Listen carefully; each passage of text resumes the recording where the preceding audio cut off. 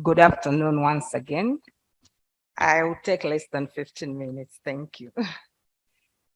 That's the outline of my presentation.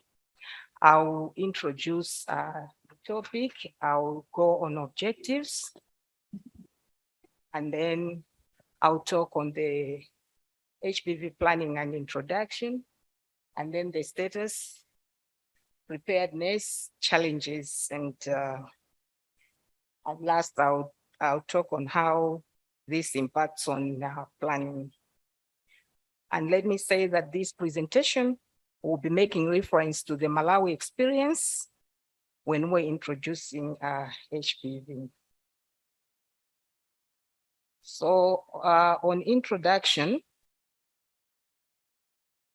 Malawi introduced HPV vaccination in 2019, and the assessment was conducted in December 2018. That was around 3rd to 7th December, while the introduction was on 10th January 2019. So it was in a space of a month.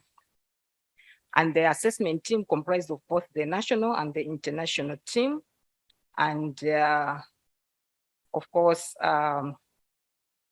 the assessment was conducted at national level, as well as at the district and health facility levels. So the sample was 3 health facilities and 6 health facilities and 6 schools in the 3 districts. And the objective of conducting the readiness assessment was to determine, monitor, and of course, to improve the country readiness and in terms of conducting the HPV vaccinations as an introduction, and also to provide an assessment simple to use for the country in terms of capacity, just to see how capacitated the country is, and of course to guide through the process of how best to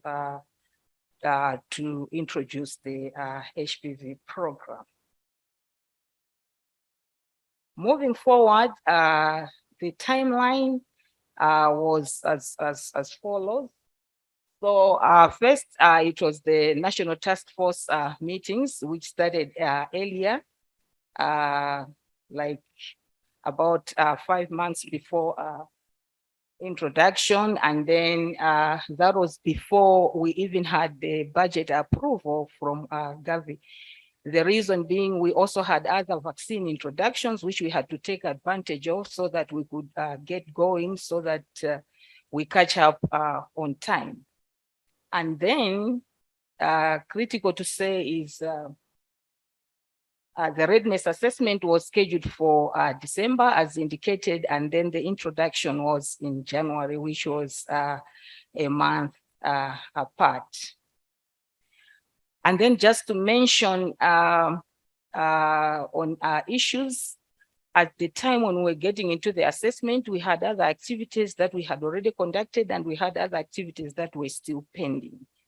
And looking at that slide, maybe in short, I can say, you can see that it was almost half-half. Of course, other activities were activities that could not have happened at the time when the assessment was done, because they were supposed to wait for the time when we would be introducing. But it was quite a good number of activities that were not yet conducted. And then the results of the preparedness assessment, they were categorized into 4 delayed activities at the national and delayed at the district level, and also those that had already been conducted at the national as well as the district level. So there was a number of them that were already done, and others that were still pending. For example, as I had already indicated, like the funding had not yet been dispersed down to the district, but Looking at the other communication activities had already started, and the national task force meetings were already in progress. And but then getting down to the district, they had not yet put in place their coordination committees. And looking at the pictures to the right, we had our girls already with the mini magazines telling them, informing them of the campaign, which was a plus quantification of our vaccines was already done from that down level, and the trainer of trainers, which was done at national level, just to make sure that all the districts had trainers in place. But then going down, the trainings had not already been started. Now, the challenges that associated with timely and timely preparedness assessment. First of all, for example, when we had this assessment in Malawi, the time to work on the recommendations from the time of assessment to the time of introducing, it was inadequate. Yes, being a month, but then looking at the activities that had not been conducted yet, and also the month that we're in. We're talking of December, which is a month of holidays, and then what it meant is, in actual fact, maybe we were remaining with 1 or 2 weeks to the implementation, and we really had to take remedial measures to say, okay, fine. And if we are to still introduce in this date, then we have to forget about the Christmas holidays and the like, so that we move with time. And then lack of advanced internal readiness assessment.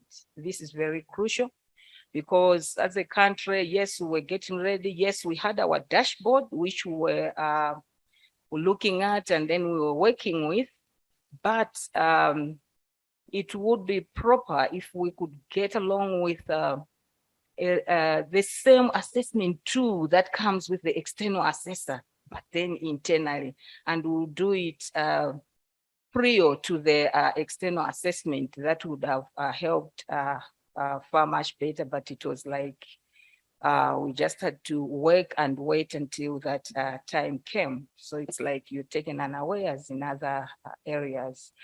And then the crucial steps are at an advanced stage. So the assessment is coming in, and there are other crucial steps. Maybe the best example that I could give is we're planning a launch, and you're inviting the topmost official. Like in our case, it was the minister who has busy schedules. And then when the result comes and it's like you cannot proceed, you think back, it's either you reschedule and you forget about that official, or something like that. And also when you look at other materials which contain dates, for example, banners, means they're already in place. And when the readiness shows that you're not really ready, it means you have to get back and rework on all those things. And then how it impacted on planning.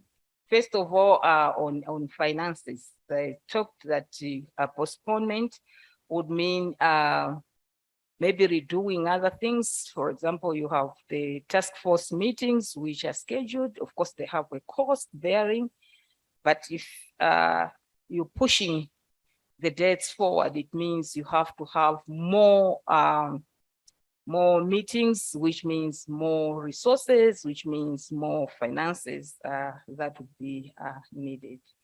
And then it also impacts on time for people to get prepared, to get ready. It means putting good time in it, and then the assessment comes and you need to rework on your timing.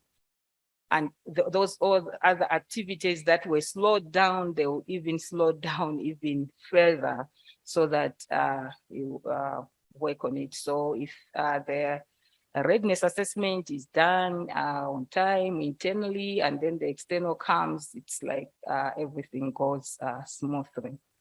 And of course, the crucial activities which I had talked to earlier in terms of looking at the launch and the caliber of the people that you're trying to engage. That is what I had to share with you in terms of timely preparedness assessment. Thank you.